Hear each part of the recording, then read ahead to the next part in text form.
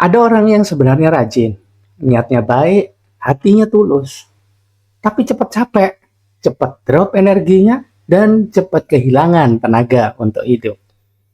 Bukan karena malas, bukan karena kurang niat, bukan karena tidak mau berjuang. Dan biasanya dunia bilang ke mereka, kamu kurang kuat, kamu kebanyakan perasaan, kamu harus lebih keras. Padahal seringkali bukan orangnya yang lemah, tapi medan energinya yang salah tempatnya. Ada jiwa yang memang tidak diciptakan untuk hidup terus-menerus di mode bertahan. Dan ketika jiwa seperti itu dipaksa, hidup di dunia kerja keras tanpa pengaman, yang bocor bukan semangatnya, tapi sistem hidupnya. Nah, kalau kalimat ini terasa kena, jangan buru-buru menjawab. Tubuhmu biasanya sudah tahu duluan. Nanti di bagian akhir, ada sebuah teknik latihan. Bukan teori, tapi teknik latihan.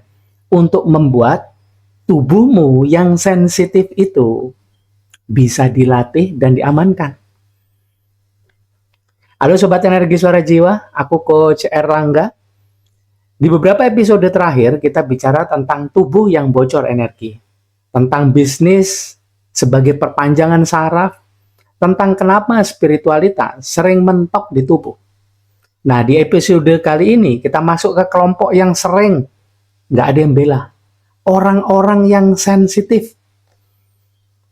Bukan cuma sensitif emosional aja, tapi sensitif di jiwa, saraf, dan tubuh. Yo, dibilang apa mereka? Tunggu ya. Sensitif bukan berarti rapuh. Sensitif berarti sistem penerimaan hidupnya aktif. Nah, masalahnya, sistem yang aktif itu jarang diajari caranya untuk dilatih, diatur, diregulasi. Akhirnya, yang kuat disalahkan sebagai lemah. Nah, yang terjadi di tubuh nih ya, ini jalur yang sebenarnya ada. Dan disinilah banyak orang sensitif bocor energi. Yang pertama, pastinya ada yang menghidupi kita di dalam tubuh. Percikan cahaya Tuhan, dikenal juga sebagai ruh, spirit, atau atman. Nah, percikan cahaya Tuhan ini bukan konsep spiritual. Dia adalah sumber arus kehidupan yang aktif. Energi kehidupan yang aktif. Dan arus ini nggak langsung masuk ke kerja ya, target atau tuntutan. Urutannya nggak pernah lompat. Dimulai dari PCT atau ruh atau spirit atau atman ini, dia ngirimkan energi spiritual. Energi spiritual itu yang menghidupi jiwa. Kemudian muncullah rasa. Baru kemudian rasa masuk ke sistem energi.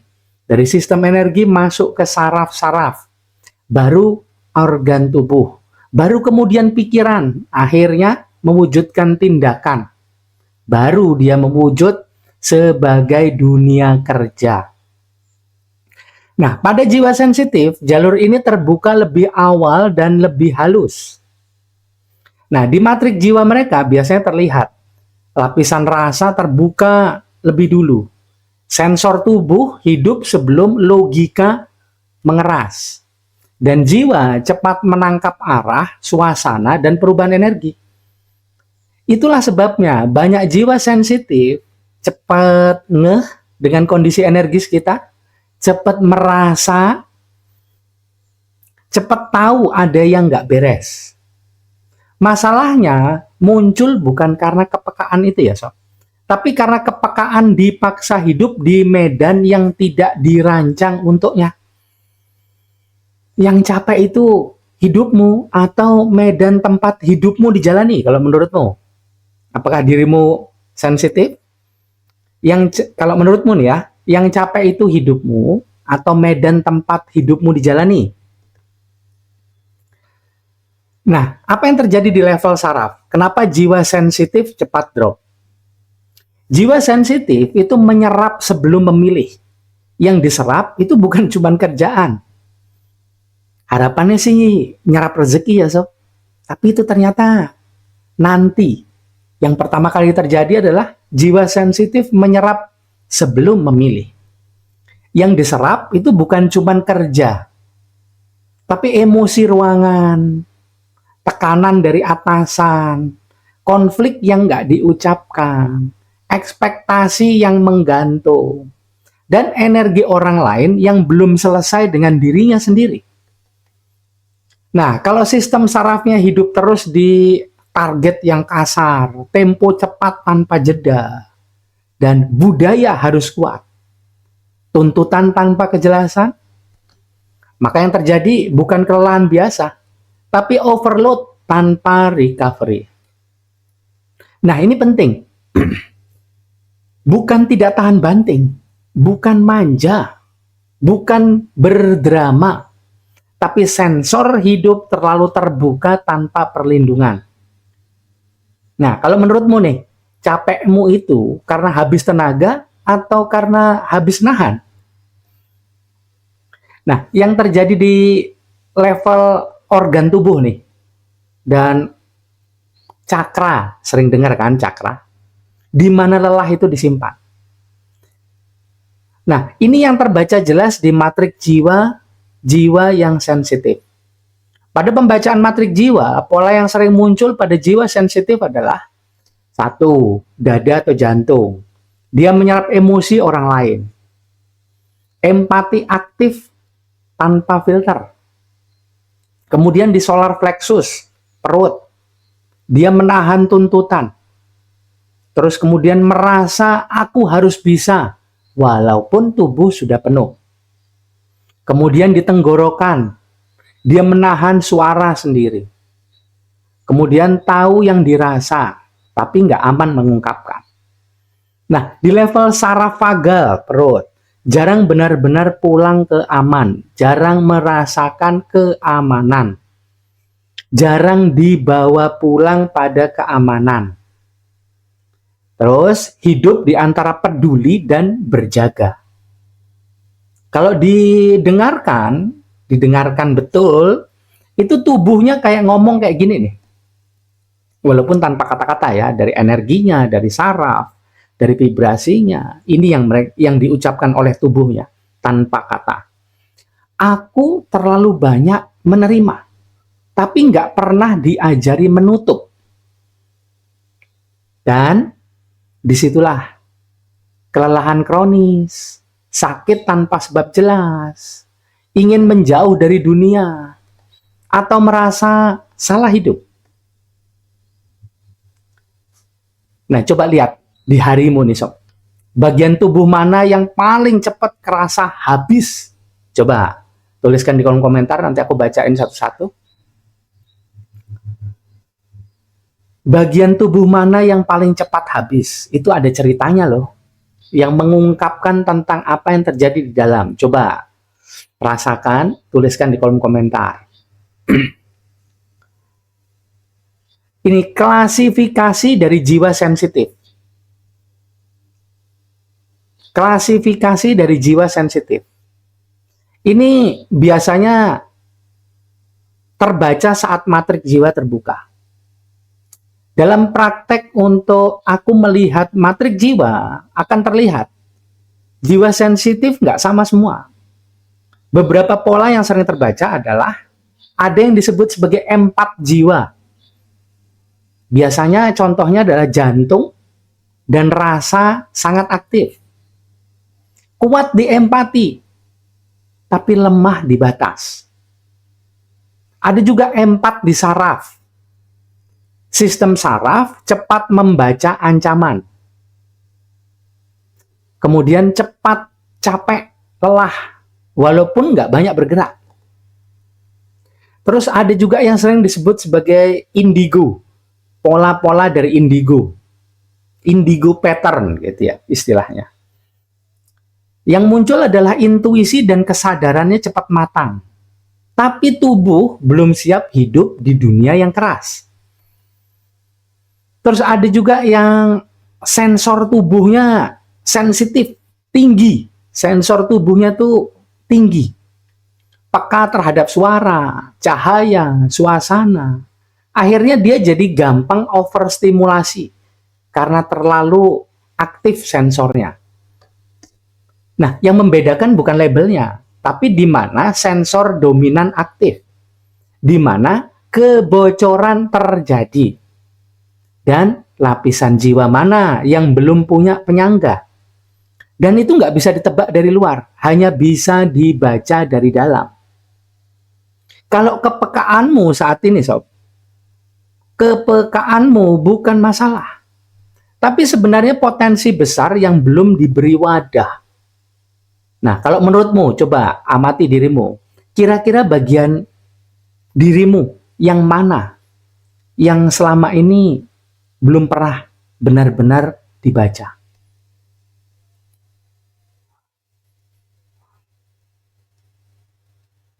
Ini kunci yang jarang diceritakan nih kuncinya nih. Jiwa sensitif nggak butuh jadi keras. Mereka butuh medan yang tepat, ritme yang sesuai, dan latihan yang presisi. Karena tanpa itu, spiritualitas jadi terasa berat. Kerja terasa menguras. Hidup jadi terasa salah arah. Bukan karena jiwanya salah, tapi karena jiwa halus dipaksa hidup tanpa peta. Nah, aku punya pengalaman mendampingin seorang yang ikut programku, klienku lah ya. Orangnya lembut, kerjanya rapi, tanggung jawab di pekerjaannya besar, proyeknya gede, banyak pula. Nah, dia tipe yang kalau dilihat dari dunia kerjaan ya, kerjanya rapi, tanggung jawab di proyek itu bisa dipegang. Datang tepat waktu, bisa selesaikan tugas dengan hati. Terus nggak suka konflik. Dan seperti orang baik lainnya, selalu mikir dampaknya ke orang lain. Nah, di atas kertas dia ideal. Di mata atasan dia andalan, makanya bisa megang banyak proyek yang luar biasa. Tapi tubuhnya, waktu aku scan, bilangnya lain, so. Badannya sering jatuh, emosinya gampang terkuras. Dan anehnya, dia selalu merasa bersalah karena capek. Nah, kalimatnya ke aku waktu itu, ingat bener aku. Bilangnya pelan, tapi kerasa jujurnya.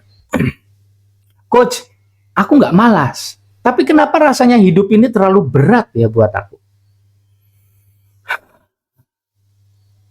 Aku nggak menjawab, tapi membuka matrik jiwanya. Supaya kelihatan akar sebenarnya. Waktu dibaca matrik jiwanya, yang muncul itu bukan kurang disiplin, bukan kurang motivasi, bukan juga kurang iman, bukan juga kurang kuat mental.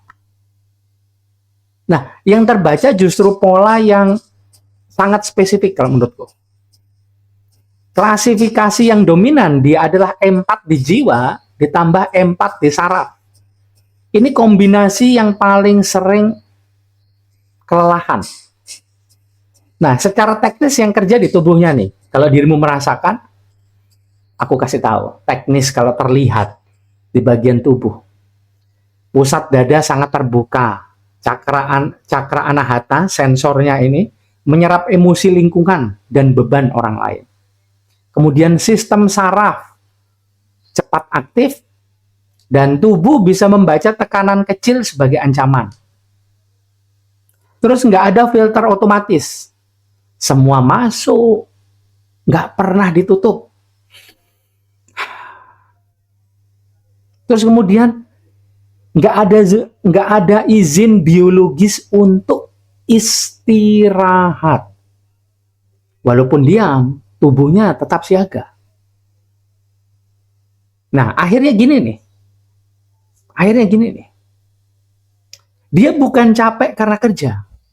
Dia capek karena menjadi wadah hidup di medan yang tidak sesuai dengan struktur jiwanya.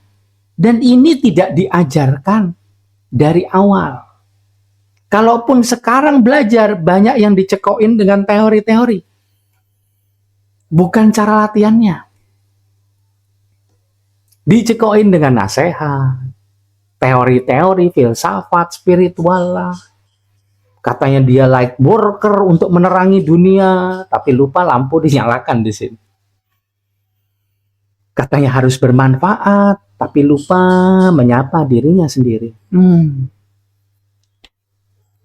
Nah, yang terjadi akhirnya di dunia kerja dan bisnis, polanya akhirnya kelihatan jelas nih. Di pekerjaan pola yang muncul kayak gini, sob. Tanggung jawab cepat diambil. Tugas orang lain pun ikut ditanggung. Dan akhirnya konflik kecil jadi terasa besar di badan. Pulang kerja, tapi pikiran dan rasa belum pulang. Nggak ikut dia, masih di tempat kerja. Secara performa, hasilnya bagus. Pekerjaan jalan secara profesional. Tapi secara sistem hidup yang di sini, energi bocor, emosi terkuras, tubuh jadi drop diam-diam. Dan yang paling menyakitkan, dia menyalahkan dirinya sendiri. Padahal yang terjadi bukan masalah sikap, tapi salah medan hidup. Nah, karena ini klienku, yang dilakukan di program privat adalah kita nggak akan menyuruh dia melakukan perubahan yang keras. Kita nggak bilang kamu harus tegas, kamu harus kuat, kamu harus tahan banting. Nggak bilang. Kenapa? Karena itu akan menghancurkan jiwanya. Langkahnya selalu berurutan dan presisi. Awalnya kita harus tahu dulu akar masalah, dan itu ada di matriks jiwanya. Di sana terlihat lapisan jiwa mana yang sangat peka, dan di mana tubuhnya menyerap tanpa filter, dan di mana aliran energi spiritual dari PCT mentok karena saraf siaga. Baru kemudian setelah itu didapat, dilakukanlah mentoring untuk tubuh dan saraf. Tubuh diajari hal yang belum pernah diajarkan sebelumnya. Bagaimana menutup setelah membuka.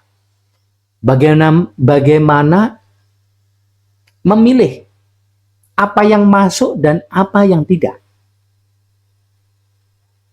Bagaimana tubuh belajar aman untuk tidak menyerap segalanya. Baru setelah itu, sebetulnya di awal, terjadi PCT awakening. Aliran energi spiritual dari ruh atau percikan cahaya Tuhan itu dibangkitkan sepenuhnya. Ini nggak dilakukan lewat sugesti, tapi dialirkan lewat jalur yang aman oleh aku sebagai fasilitator. Dari PCT, ke jiwa, ke rasa, ke sistem saraf, ke organ tubuh, baru ke tindakan.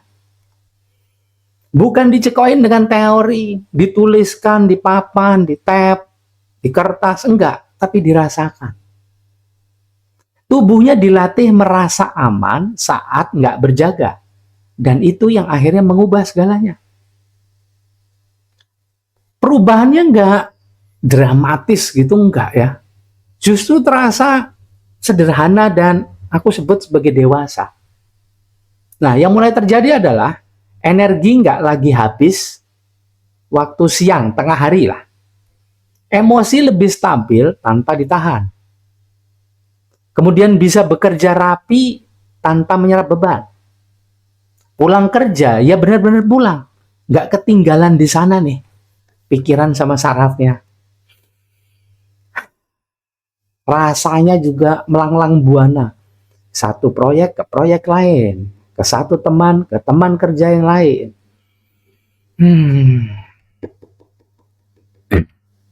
Dan akhirnya dia bilang gini nih, satu kalimat yang dia ucapkan setelah berlatih beberapa saat. Yang jadi tanda besar. Sekarang aku masih sensitif, tapi aku nggak tenggelam lagi di semua rasa yang ada. Kerjanya tetap jalan, jiwanya jadi bisa tetap lembut, tapi tubuhnya nggak lagi jadi korban. Nah, ini akan jadi berbeda untuk semua orang. Kenapa? Karena jiwa sensitif itu nggak satu jenis. Ada yang sensitif di rasa, sensitif di saraf, sensitif di intuisi, dan sensitif di sensor tubuh. Dan setiap jenis punya titik bocor yang beda-beda, punya latihan yang beda, punya jalur energi spiritual yang polanya sama, tapi cerita kehidupan akhirnya membuat dia kayak berbeda. Nah, itulah kenapa latihan umum, video-video umum di sini bisa dipakai menyadarkan, tapi nggak bisa dipakai memetakan kondisi sebenarnya dan terkini yang ada di dalam sini. Kadang yang perlu disembuhkan bukan rasa lelahmu, sob, tapi cara hidup yang nggak pernah disesuaikan dengan struktur jiwamu sendiri. Dan mungkin pertanyaan yang paling jujur saat ini bukan kenapa aku capek, tapi apakah hidup yang aku jalani benar-benar dirancang untuk jiwa sepertiku?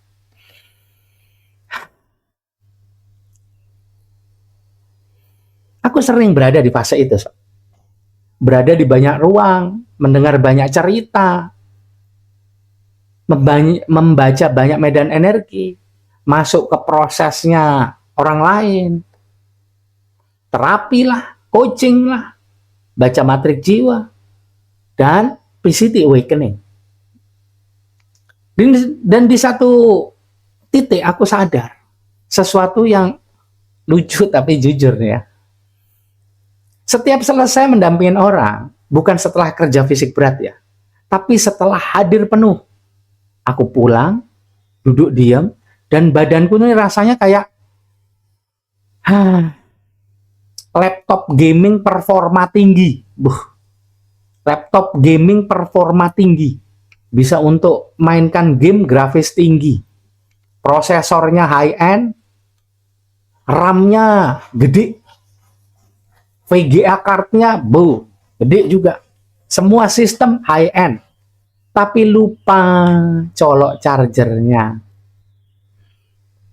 Bukan panas sih, bukan stres, tapi kosong. Awalnya aku kira, berarti aku kurang kuat.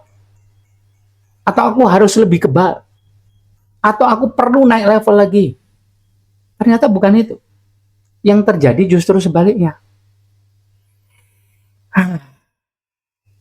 Waktu aku mulai baca matrik jiwaku sendiri, aku sadar satu hal penting sebagai fasilitator. Aku nggak lelah karena kerja, tapi aku lelah karena menjadi wadah tanpa jeda.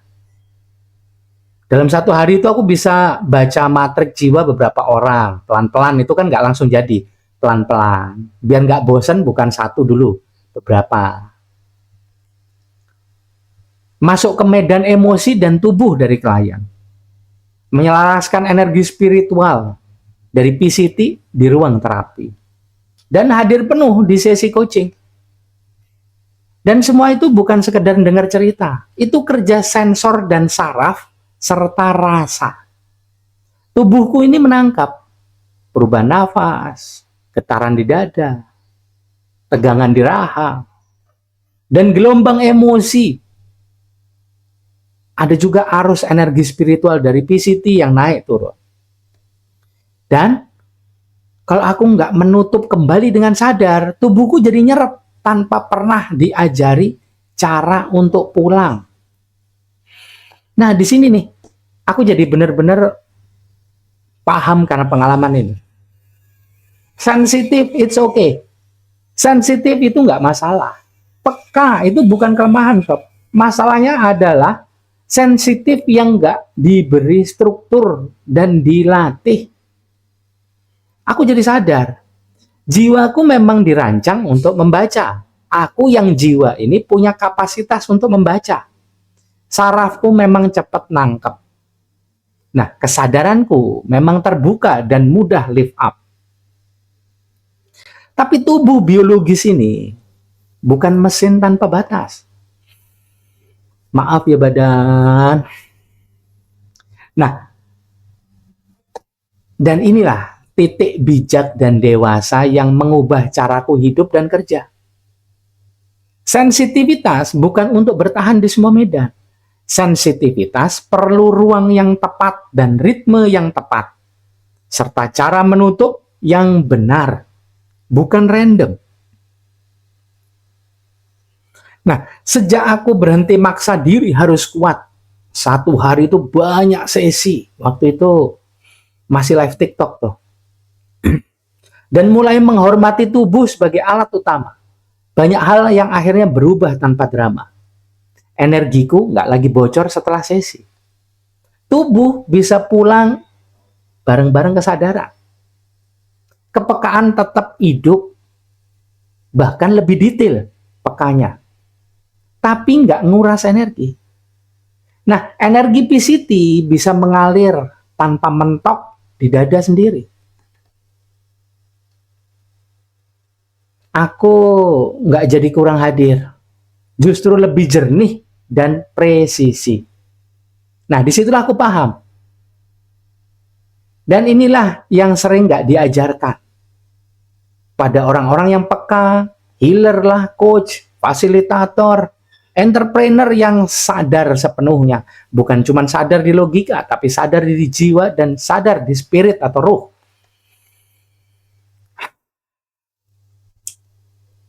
Nah, coba kalau capekmu bisa ngomong sekarang nih Sob. Menurutmu dia bilang, aku butuh istirahat. Atau aku butuh pindah medan. Karena nggak semua lelah minta berhenti.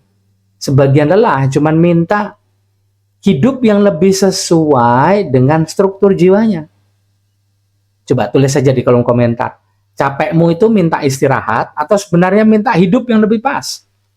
Tuliskan, nanti aku bacain satu-satu. Ada ceritanya tuh. Nah, banyak ajaran yang bilang, ikhlasin, kuatin hati, naikkan vibrasi, jadilah light worker, jadilah bermanfaat. Tapi lupa makna diri sendiri. Jadilah bermanfaat. Pokoknya manfaat keluar, tapi lupa manfaat untuk tubuh sendiri. Kalimat-kalimat itu nggak salah. Masalahnya bukan di niatnya. Masalahnya di apa yang nggak pernah diajarkan setelah itu, Sob. Hampir nggak ada yang ngajarin satu hal yang krusial. Bukan cuma ngajarin teorinya, filsafatnya, dan diingat, bukan. Tapi cara latihannya. Bagaimana tubuh yang sensitif mengatur batas tanpa mematikan jiwanya sendiri.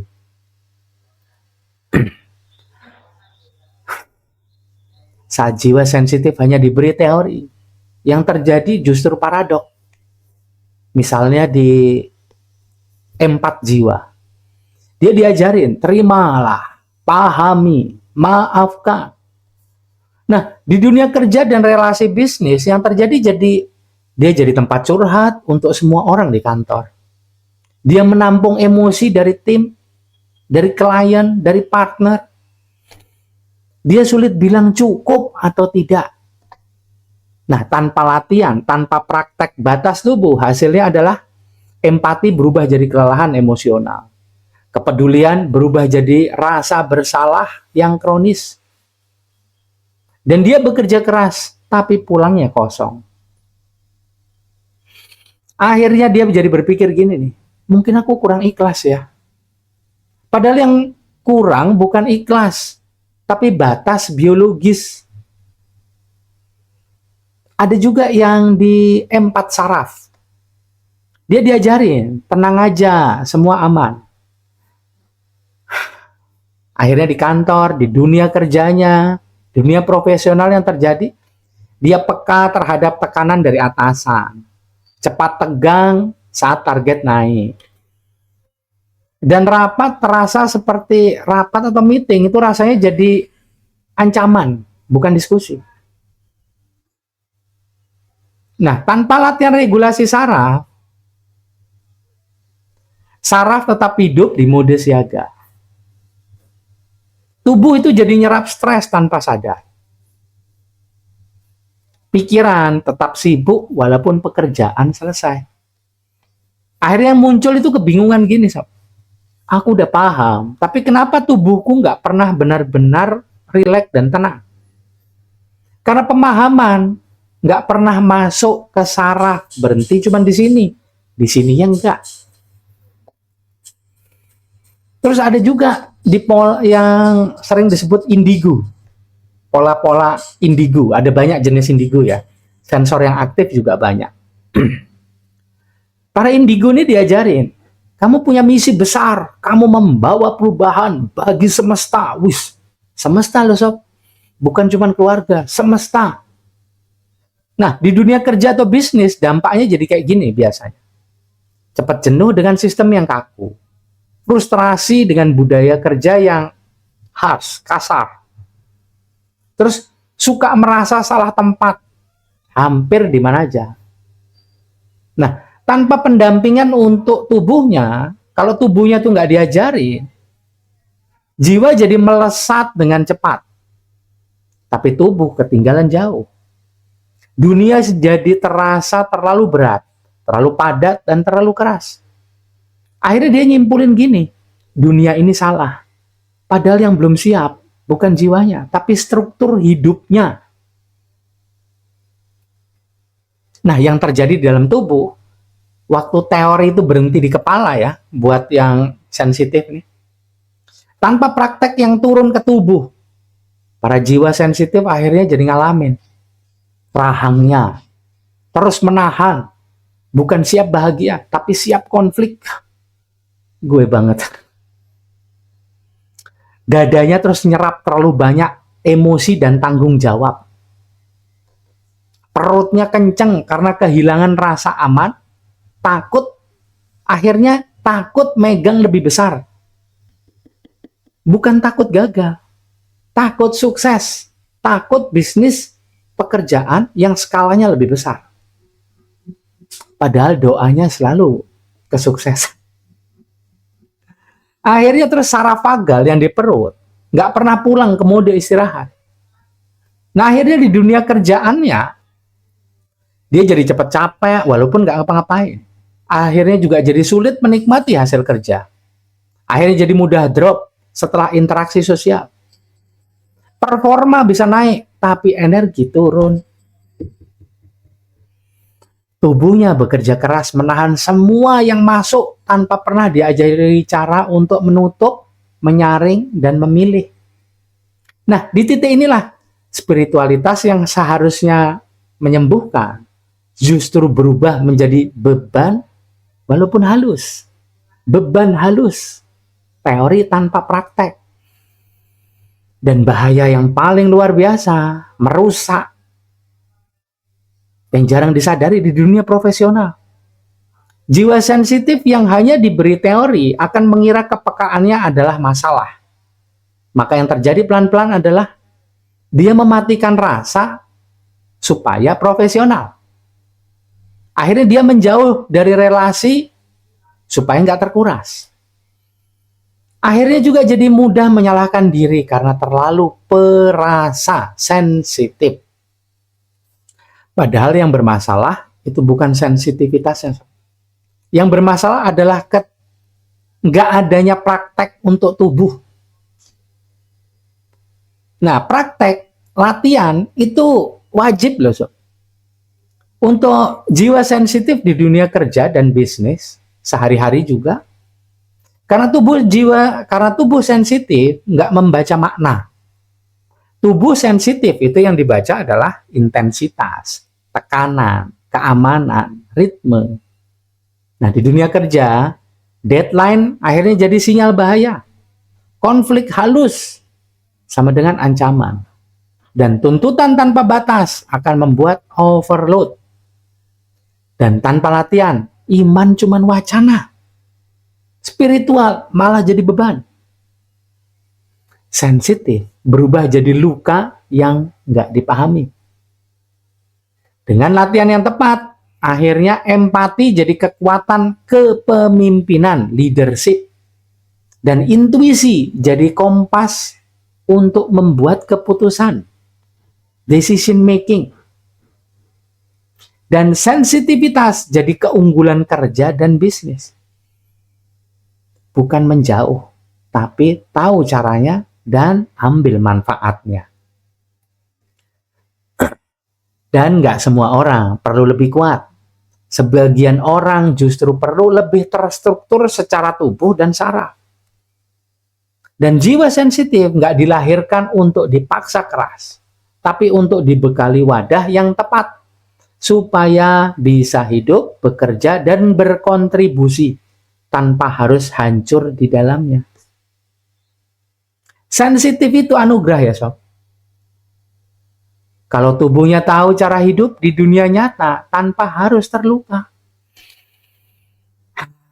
Ada yang punya pengalaman yang sama? Coba tuliskan di kolom komentar, kita berbagi di sana. Sekarang kita nggak akan memperbaiki apapun. Kita hanya akan menemani tubuh sensitif untuk pulang. Di sini pulang ya, nggak kemana-mana. Nah, sebelum kita mulai latihan nih. Latihan ini bukan untuk membuatmu jadi kebal dari semua rasa, bukan untuk mematikan rasa, dan bukan untuk mengeras.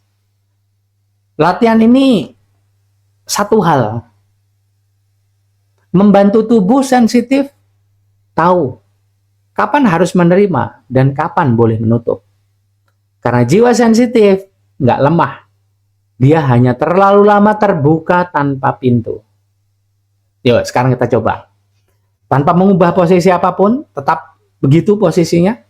Dan arahkan perhatian ke ujung jari, seperti biasa. Sentuh boleh, telapak tangan.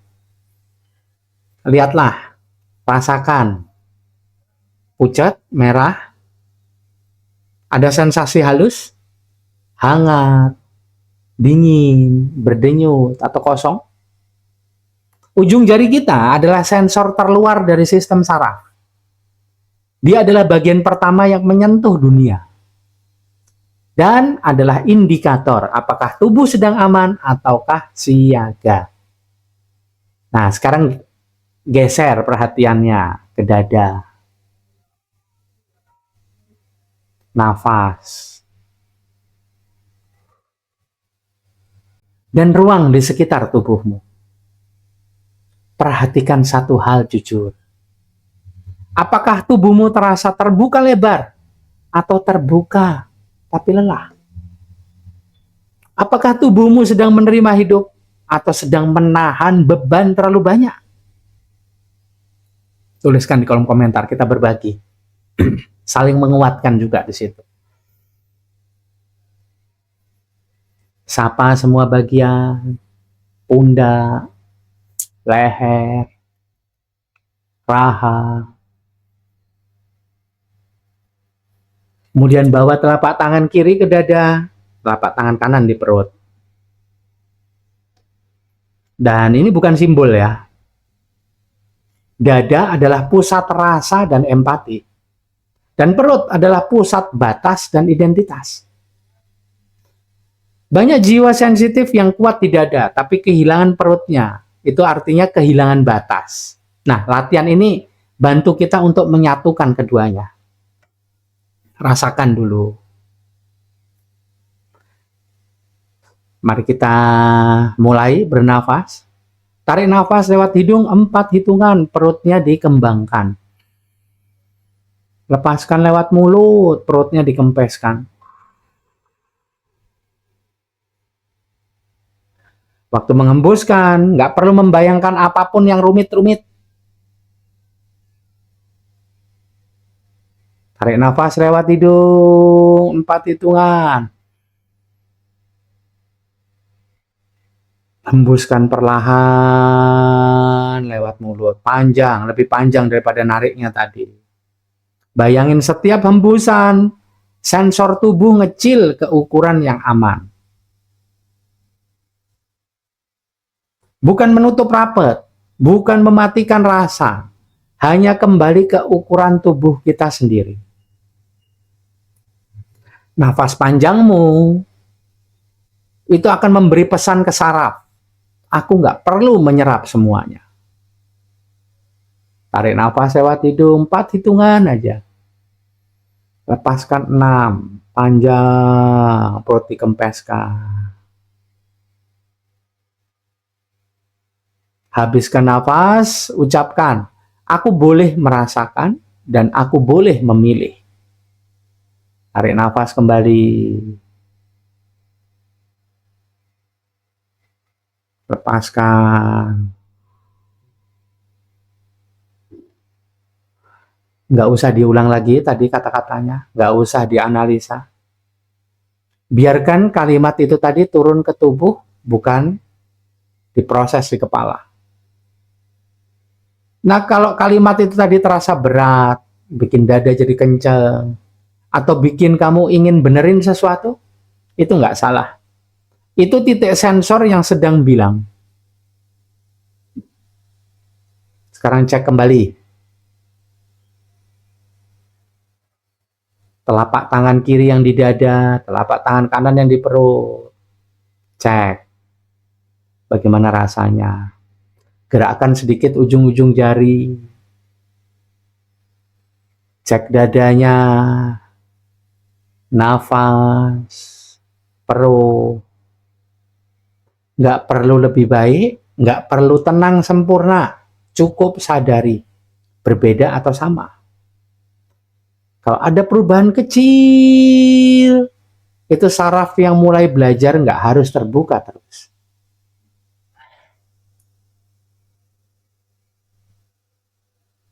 Nah, yang terjadi dalam diri kita ketika ini, ketika nafasmu mulai tarik lewat hidung, lepaskan lewat mulut, lanjutkan begitu terus. Tariknya lewat hidung 4 hitungan, lepasnya lewat mulut 6 hitungan, santai. Sistem saraf jadi turun dari mode overload dan organ tubuh berhenti menyerap tanpa batas. Pusat empati tetap hidup, tapi nggak bocor. Arus energi spiritual dari PCT mengalir tanpa membanjiri tubuh. Ini bukan soal menutup cahaya, ini memberi jalur yang aman bagi cahaya. Jiwa tetap peka, tapi tubuh nggak lagi kecapean, kelelahan. Nah, latihan ini adalah latihan umum yang akan membantu menenangkan sensor kasar, memberi pengalaman aman pada saraf, dan menyadarkan bahwa sensitif itu bisa dijaga. Tapi setiap jiwa sensitif itu berbeda. Ada yang sensornya dominan di dada, ada yang di saraf, ada yang di tenggorokan, ada yang di perut, dan ada yang di seluruh tubuh. Itulah kenapa latihan presisi nggak bisa disamakan. Nah, ketika matrik jiwanya dibuka di program privat, dibaca dulu apa yang ada di tubuh. Baru kelihatan sensor yang dominan itu ada di mana.